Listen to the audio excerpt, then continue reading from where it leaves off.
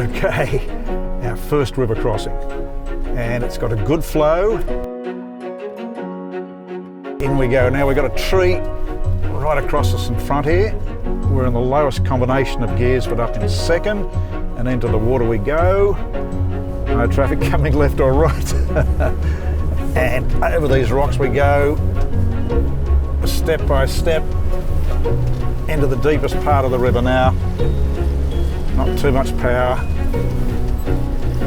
Just letting the Iveco tread step by step as we emerge from the other side. I'm going to change down. We've got quite a slope to get up here, back into first for that, and off we go. Now that's quite a climb.